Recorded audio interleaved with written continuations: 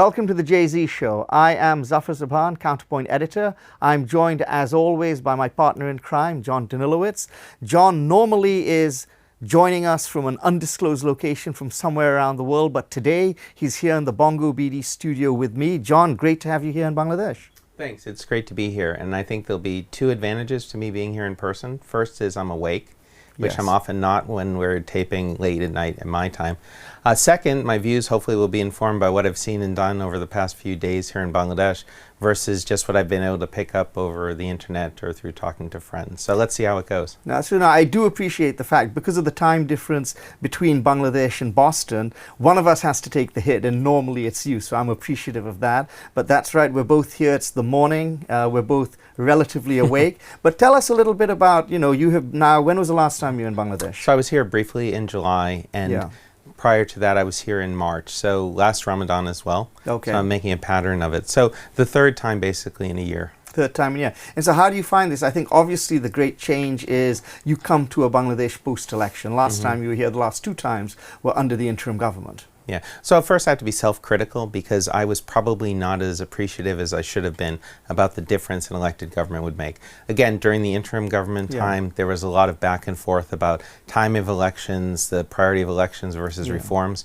I erred on the side of let's do more reforms before having elections.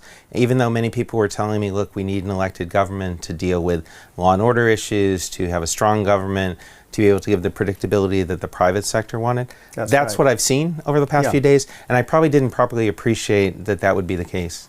Yeah, no, I mean, that's something which was very apparent, I think, to those of us who are here in the country. I was very supportive of the interim government, and we all had high hopes. I always say that, on August 5th, 2024, we are all revolutionaries, and we all really wanted to see a new reform Bangladesh born. But I think it became very clear that that reform process was always going to be very difficult, and the interregnum period was going to be fraught with complications. And that being the case, not that the reform agenda, the reform program is something which is not noble and worthy, but just because of the logistics of everything, probably the sooner we were back to an elected government, the better. And I think, as you see, this is what we're seeing right now in Bangladesh. Yeah, and it's interesting too, because I've seen a lot of the same people this time who I saw in my previous visits, and frankly who I'd known from years before. And it's always interesting to see somebody based on where they're at kind of politically and otherwise.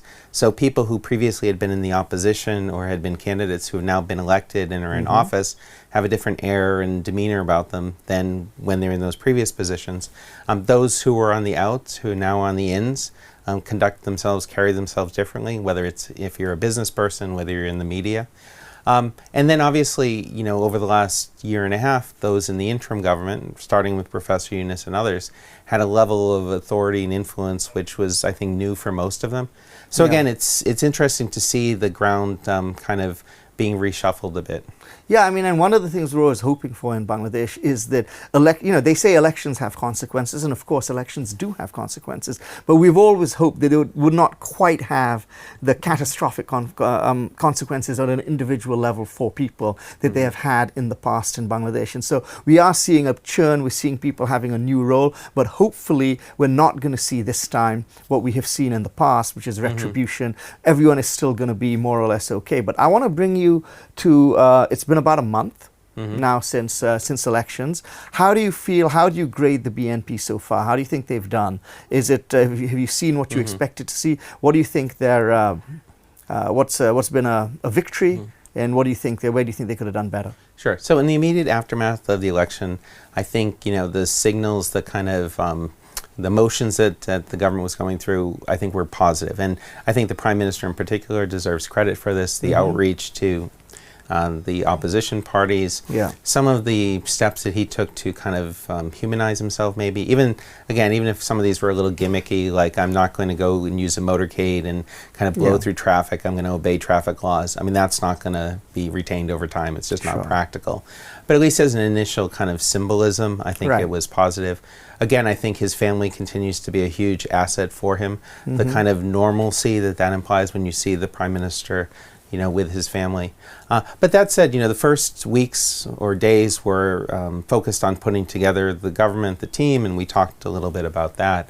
In some ways, though, the clock really starts ticking when the parliament starts. Again, parliamentary system, it's all about the parliament. And it's you were there for the opening of the parliament, and I was right? there. And so afterwards, I was fortunate to be invited to sit in the VIP gallery, and I just happened to be sitting behind the Prime Minister's family, and just behind Professor Yunus, and just to the side of the the three service chiefs. So I actually heard some interesting comments from others saying people were pointing up at the gallery and saying, "Who's the white guy up there?" So that was me, fodder for conspiracy theories that, my master's in the deep state sent me here to kind of monitor the U.S. Arranged election. But be that as it may, it was fun to be there, to see people in action. And I'll give you one just quick example. And I have an overwhelmingly positive view of the first session. I left before the walkout, so we can talk about that. But there was an earlier exchange between the Prime Minister and the opposition about the choice of Dr. Kandahar Musharraf Hussain to preside over the session. And after that nomination was made, then the deputy leader of the opposition stood up to point out that while his party supported that, they would have preferred to have been consulted. But it was done in a very jovial, lighthearted manner. Yeah, I did parliamentary, you could right, say, exactly. So I did see then some headlines the next day saying, opposition objects to choice of, Dr. Kandahar Musharraf Hussain. So there is no substitute for being there. And during the breaks, seeing members of the opposition and the government party actually exchanging, pleasantries. You can see some of the natural connections, alliances, particularly, say, between some of the younger MPs. I mean, it's been a long time since we've had a functional parliament, operating the way a parliament should be, with a real opposition and, a real government party. And as you say, the understanding that we're all in this together. That, like they say in the UK, they have, it's His Majesty's Royal Opposition, is it? Loyal opposition, I guess, Yeah. So that's the thing, right? Yeah, it's also interesting to be there in person and watch the interplay. So again, there's the first of who's sitting near whom, right? Yeah. So, on the opposition side, you saw the Jamaat MPs and then sprinkled in with the NCP leaders. So to see Nahid and Hasnat, they're kind of surrounded by, that told its own story. Their Jamaat So how did you colleagues. get such a prime location? Let's say I have a lot of friends in Bangladesh, and friends take care of each other. So it was certainly not something I requested specifically, but I was very honored to be given that. So we'll leave that as a mystery. Okay. And let the conspiracy theorists think what they want. But what was interesting, again, beyond the kind of sense of whose stock is on the rise, there were some individuals, it was interesting to watch, again, including some very well-known names, senior people, who were kind of just sitting by themselves during the parliamentary session. Nobody was going out of their way to come and spend time with them. They weren't doing anything, so they were there. They obviously have that position. So I think that was, to me, kind of a sign of what we're in for, is that this is a very different government. I mean, it may be the BNP, there may be some very familiar names, but with the new Prime Minister, it has become abundantly clear to me that this is the start of a big transition that's happening. I hope so. I mean, for many of us who are commenting on this and observing in the run-up to the election, this is actually what we saw. And I would think, actually, if you look at Tariq, you look at the BNP, they did very well in the campaigning period. And I think they came in on riding a great wave of goodwill. That said, I have to say some of the steps they've taken, I think, have been disappointing for those of us who are sort of watching in the wings. One of those has been the precipitous removal, I mean, he wasn't removed, but he was kind of essentially removed, of the Bangladesh Bank governor and his replacement. And, some people may disagree as to whether that was a good thing or a bad thing. I personally think it was a mistake. I think Ehsan Manzoor was doing a good job, and I wish he had been retained in his position. But certainly the way it was handled and the way the media rollout happened, I think, was unfortunate. Sure. I mean, well, this is, I think, the big challenge for the government. They're in power. They've been out of power for a long time. There's a lot of pent-up desire from people in their party to taste power and the benefits of it. Yet at the same time, there was a desire by, I think, the population at large to see some fundamental changes, reforms, and checks and balances introduced. And again, this gets us eventually to the whole debate over the July Charter. So will there be in this government institutions and individuals who truly are independent, who can serve as a check on the executive. We also saw the Anti-Corruption Commission chair and members resign, step down. There's rumors of others being in similar situations. You saw the chief prosecutor of the International Crimes Tribunal also replaced. So there's a risk in here for the BNP, clearly, and I'm sure they see it at some level, because no one can forget the images of how ignominiously Sheikh Hasina had to leave the scene. And if the situation were to follow past practice, you could foresee a future in which a BNP government, if not this one, then possibly a subsequent one, will face a similar situation. No, I mean, that's really the question. Have they learnt the lesson of July and August 2024 or not?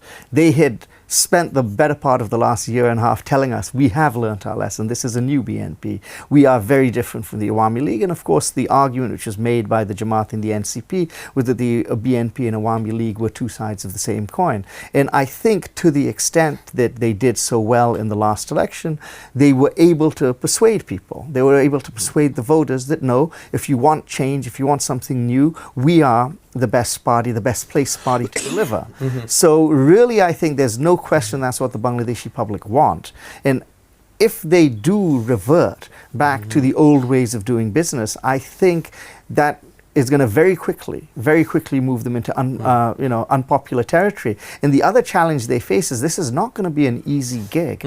I mean, at the best of times, they inherited a pretty difficult situation. Now we see with the Iran war, the entire, sort of global supply chain, certainly when it comes to energy, has been disrupted. That is going to, of course, provide massive challenges for the incoming government. No, and what I would say though is certainly the government, the ruling party, the politicians have a responsibility, but I think the responsibility goes beyond that, certainly domestically, and even, I'll call it in on the international community. How the rest of society interacts with the government. So again, there's a tendency here that if you're in power, you derive all these benefits, and you can see, again, I don't know, there's probably a good Bengali word for somebody sucking up, or buttering up, somebody who's an elected official. We call it chamchagiri. Okay, which you're probably familiar with. Chamcha is essentially a spoon, but chamchagiri is the action. So, I've seen a lot of chamchagiri since I've been here. I'm sure. And, again, it's not unique to Bangladesh, but it's certainly the case that behind closed doors, people will be critical. They'll this about the prime minister, that about another minister. But in public, they are reluctant or afraid or don't want to do that. This was, of course, the big problem with the Awami League, is that at some point, people stopped speaking frankly to the PM, to Sheikh Hasina when she was the prime minister, and then when you're no longer getting good information, you're no longer getting that information in the press because you've muzzled them, and then you read the newspapers and you think everything you're seeing is everything that's happening. You kind of start believing your own propaganda. We were talking earlier about this is very similar to what you see in Washington D.C. right now, and it is absolutely it's so corrosive to good governance, because the most important thing you need is someone to be able to tell you when you're making mistakes. Yes. No, and I mean, back to the example that you gave, which I think is the best one so far, the decision to replace the Bangladesh bank governor. In some WhatsApp groups that we both belong to, we've seen people even sympathetic to the current government be critical of this. Some have published things, including Counterpoint. But is there anyone, for example, who's walking into the Prime Minister's office and saying, hey, boss, you really have to read this thing that Zafar Sobhan wrote about this? Or, hey, I was in a WhatsApp group, or I was at an iftar, and people are really upset about this. Or does the Prime Minister think this was a brilliant move that everyone has applauded, because when anyone talks to him, they say, boss, what a great move. We love this guy. So my understanding is yes. I mean, I don't know for sure, and I don't know him personally. I've met him only once at a big jamboree where there were many other media people. I shook his hand, but we didn't really talk. But I know people who know him, who know people who know him, kind of thing, right? And my understanding is yes, is that he's engaged, he's switched on, and this kind of feedback does get through to him in a way that it probably didn't to, let's say, Sheikh Hasina. Yeah. Now, how did it work in the past? So say something got through to Sheikh Hasina that was negative, and you were an editor, and it was something you wrote or something that was published in your publication. How would you hear about her displeasure? who would pick up the phone and call you, or what would be the consequences of bad news getting through? What was the feedback? Well, we had a very direct feedback line, because one of the owners of the Dhaka Tribune, which was the newspaper I used to edit before Counterpoint, was an Awami League MP. So that was a very direct line. But of course, I would also get calls from security agencies. And then we definitely understood. There was a time, which people don't understand, is that things did change dramatically. Over the 15 years of Awami League rule. Initially, you could be fairly critical, and that space was constricted year by year by year, up until the point in the last few years you couldn't say anything at all. But there was a time. There was a time when you could say stuff. I remember one of the pieces I wrote, which she was very, very unhappy with, was that when she made this speech about you're either with us or you're with our enemies. And I wrote a piece titled George W. Hasina. That did not go down well. But she read it. Right. She read it. There's no doubt about that. So what's going to happen now if, something you and I talk about on this show, or something that's in Counterpoint or another publication gets published, it gets to the Prime Minister's attention, he's unhappy with it, wants to convey that displeasure, and somebody picks up the phone and calls. When you get that call, are you going to tell the world that, hey, this one really, got the Prime Minister mad at me and he called, but I'm going to keep saying what I'm saying? Or will that still be kind of in the background? I mean, are people going to be both willing and able to criticize the government and willing and able to withstand feedback from the government that they don't like? Well, there are two things here. For me personally, one of the decisions I made at the time of the Monsoon Revolution, the July Revolution, whatever you want to call it, is that we can never go back to where we were. I mean, I think what we've understood is that to the extent that the media was muzzled, where does it lead? Right. Okay, it leads to 1,400 people dead. Okay, and that we can never go back to that. So we are committed, certainly I am committed as the editor of Counterpoint, to just coming out and saying it. And I think most of the media have taken that lesson. So that's the first thing from our point of view. So everything, if we think it, we're going to write it. I tell people the same thing. You write it, I'll publish it.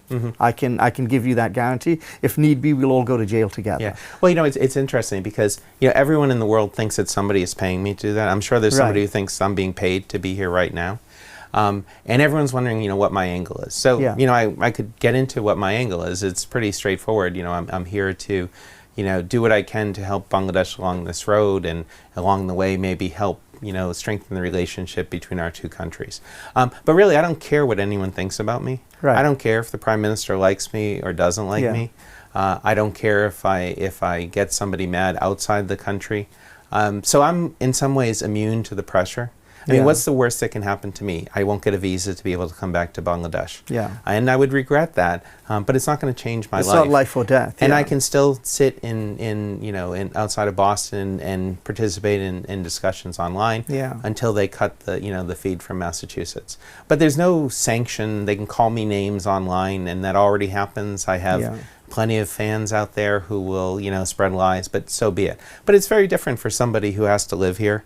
Who has to deal in this situation. And this is going to be a real litmus test for the new government. So we don't actually know how they're going to respond. We have received assurances. I speak to people who are, close to the media operations of the government, and we have been assured that, look, knock yourself out, go for it. Okay, and so I'm taking them at their word. Okay, and my understanding is that there is a more sophisticated understanding of how a government and the media interact than we have seen in the past in Bangladesh. So let's see. I mean, it's easy to make these promises. It's easy to make these pledges when you're in opposition. Let's see what happens when there's something really critical. But as you've pointed out, I mean, certainly Counterpoint, and I think other publications as well, have been very critical of how the Bangladesh Bank governor situation has played out.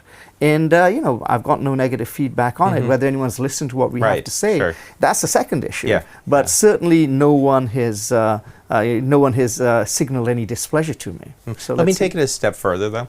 Beyond being critical of the government, what if you come out supportive of the opposition? And this is not just an opposition. I mean, this is the Bangladesh Jamaat Islami and all the baggage that comes through that. So again, I'm immune to criticism. And but one of the things we do, I mean, this is interesting, and again, this is get back to what you said. I think the relationship between the BNP and the Jamaat, right, even though one is government, one is opposition, is fundamentally not as adversarial as it was between BNP and Awami League. There isn't quite that you're either with us or against them, or against us dynamic as far as the government is concerned. What about the social pressure from your liberal progressive friends? Well, Zafar, you're supporting. How dare you support these war criminals? Well, I get it all the time. I get it all the time because even back when I was the editor of the Dhaka Tribune, certainly with Counterpoint, I believe there's this huge debate as to whether you should platform points of view you disagree with. I believe everyone gets a voice unless you say that. Obviously there are limits, but it's a pretty high bar. You see, and we have published a number of pieces from people who are either in the Jamaat-e-Islam or very sympathetic towards the Jamaat-e-Islam, and I think we need to listen to those voices. In fact, I think by shutting those voices out from a lot of mainstream media, we've actually done ourselves and the political discourse a massive disservice. So I think it is important. I think it's important, yeah. Sure, and the other question, which I'm asking a little bit this visit, but not getting that deep into, is what about the other voices, namely those aligned with the former ruling party, the Awami League? Yeah. Again, I'm not here certainly to defend or argue on behalf of Sheikh Hasina, but that said, I have plenty of friends in the Awami League, some of whom are in jail, some of whom are in exile or in hiding, who are good people. They may have belonged to a party that I disagreed with. I'm not going to vouch for everything they've done in their personal or professional lives, but frankly, they don't deserve to have lived in or been in prison for the last 18 months on trumped-up charges. Their families don't deserve that. I mean, I think the thing is this, what we have seen, if someone is going to be placed in jail, the charges need to stand up, and if the charges are trumped up, or if the charges don't, meet a certain acceptable standard, I think they need to be freed. And so I think these are the discussions we're going to have. I certainly want to try and place those. And the other point I'd make is that even if someone is, there's a difference between a person and the article they have written. So it could be that someone has a lot of, black marks against them. But if the piece they've written is something which I think is worthwhile, which my readers need to will benefit from reading, and it adds to the discourse, whoever that person is, I think we ought to listen to them. Yeah, again, I don't want to come across as overly elitist, although I may be. But I think one of our challenges is, since we're doing this in English, both in terms of this show, but also Counterpoint, sometimes some of the nuances that we're trying to convey, and I'm probably guilty of this because not only is it a language issue, but it's a cultural issue. And humor is probably the best example. I will make a joke, or I will say something that is meant to be ironic, and that just totally gets lost. Or even in cases where I try to explain something very carefully, and for me, it's obvious what I'm saying, forget about it. I mean, it's interpreted, it's spun, it's used maliciously or otherwise in the wrong way. So I think it gets to also in this era, and again, with new media, how you actually communicate effectively to the target audiences. But I think, it's not even something to do with language so much. I see this everywhere. It's because we kind of live in the world of social media. We live in the world of sound bites. People are constantly, and you see this everywhere all over the world, taking a tiny little piece someone says and completely decontextualize, out of context, and then spinning it into something it absolutely is. And you see that all the time. I think it's compounded here in Bangladesh because you have the language barrier, which is which complicates the matter. But you probably see the same thing in Bangla, and you see the same thing elsewhere too. But it's interesting. Like I said, it's getting back to you. It's funny because, of course, you have your detractors online, a legion, and it's marvelous actually to watch because there are two or three narratives about you. So the first is Jihadi John, and they, for some reason, I think the argument is that you are somehow in the pay of the Jamaat-e-Islam. Now, your long-standing friendships and ties to the BNP and other people in other elements of Bangladesh are completely sort of swept under the rug for that accusation. But this is a new one, huh? Yeah, well, it's interesting too because similar to what we were talking about before, it's not always what I'm supporting that leads me to be branded in a way, but it's more what I'm objecting. Right. So I don't have to come out and echo the views of any political party. It's sufficient if I criticize Team B, that means I'm supporting Team A. Yeah.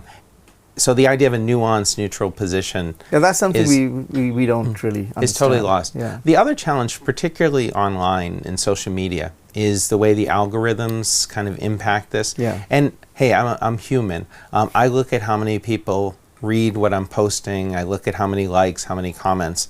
And I can tell you right now, if I want to drive engagement, all I have to do is take a pot shot at Prime Minister Modi. And then all of a sudden the BJP, T-Cell, and everyone else will come out of the woodwork. Yeah. Long kind of reasoned, nuanced arguments just don't resonate with people. Yeah.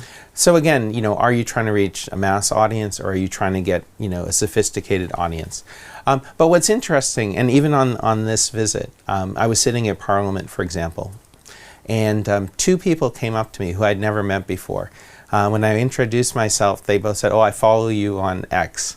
So again, it's interesting that there is a real-world component to this. So the question, though, going forward is, what interest is there going to be in the world about Bangladesh? There was a lot of interest, back in July 2024. Episodically, over the last 18 months, there's been interest. But, I can see, particularly with events in the Middle East and elsewhere, world interest fading on Bangladesh. Sure. Well, that's true to a certain extent. Then again, I think one of the things which you're actually, which brings you to Bangladesh to begin with for this trip, is really a kind of reimagining of the South Asian space. Because I think one of the problems we face as a region, so Bangladesh, I'm talking, Nepal, Sri Lanka, everywhere, is that we really haven't been able to imagine ourselves as a shared space, as a community, the way the European Union have, the way ASEAN has, and of course, we all know the problem there is that the two largest countries, India and Pakistan, are at loggerheads, and that's kind of kept everyone else at arm's length. But that's not to say that we cannot do a better job. And I think it is absolutely crucial. And this is not just for Bangladesh, it's to actually get the whole region and give it a greater footprint, give it a greater share of the global conversation. So let's see if that happens. Yeah, and again, in a nutshell, the idea that's motivating this thinking is that there are common challenges that all of the countries and the people in this region face. Yeah. I think for too long, people in South Asia, and I realize just by saying South Asia, I've alienated a bunch of people who want me to call it the Indian subcontinent, but I'll call it South Asia. Yeah. So there are a lot of people in South Asia who look outside the region for solutions to the problems. They look to development agencies, they look to the United States, Europe, China, where have you.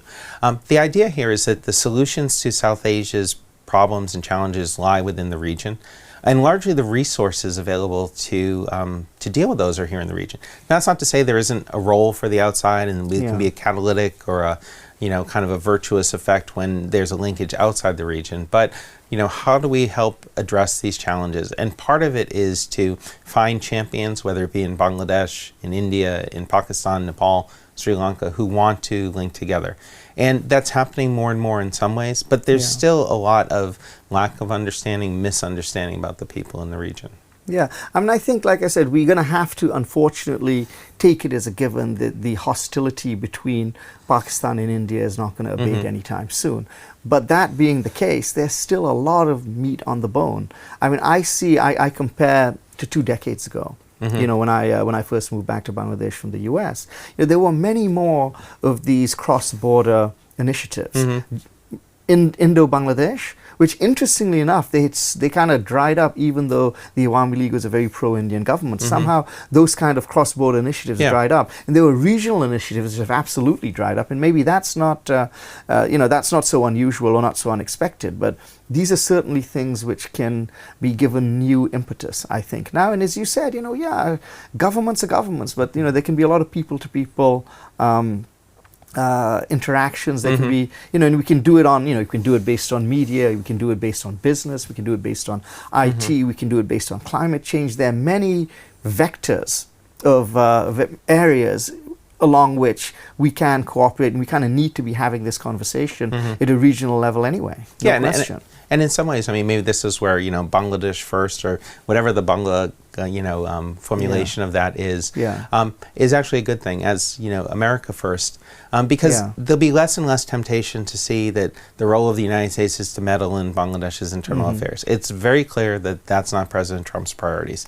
He's articulated what he cares about in Bangladesh, and what he doesn't care about, he really doesn't care about. So maybe I end up shooting myself in the foot, but what ends up happening is, people like me become much less important, much less relevant. So people, everyone in Bangladesh online can worry a lot less about what John is doing to orchestrate events in Bangladesh, and kind of look inward and focus on what they need to do in order to challenge. You're going to be disappointing a lot of your followers because I think, again, there's a very strong suspicion that you are America's man. You are the CIA man here, and you're the puppet master of everything that's happening in Bangladesh, starting with the July Revolution to the election to the present day. So what are you telling me, John? I mean, conspiracy theories are fun, right? There's a whole industry in the United States, podcast, media, etc., which is surrounding, various conspiracy theories. And it's easy to do that. It's easy to connect the dots. I mean, for example, when I arrived in Bangladesh on this trip on the 11th, on Turkish Airlines flight. So just the fact that I'm on Turkish Airlines, some people will start saying, okay, that has something to do with John's visit. There were a couple of prominent people who were on that flight. So if somebody had watched me get off the plane with those people, they would have said, okay, now we're seeing it. Here's some more dots. People love to connect the dots, when I planned this trip, I swear I did not... I wish you'd taken that photograph. Yeah, exactly. When I planned this trip, I swear I didn't know that the opening of Parliament was on the 12th. So I didn't time it for that. I did not know I would be sitting, right behind the Prime Minister's family. I did not know that somebody was going to take a photograph. So again, if you want to kind of propagate a conspiracy theory, it's easy enough to do it. We talked before about the famous photo of me in New York with the Emir of Jamaat Islami and Elias Hussein. The first and only time I've ever met the guy, yet somehow this contributes... You were going in, they were coming out. Exactly. So somehow this contributes to the legend that I'm the North American Emir, and I was consulting with my boss from Dhaka and, my New York counterpart to somehow plan the burning of Daily Star and Pro Tamala.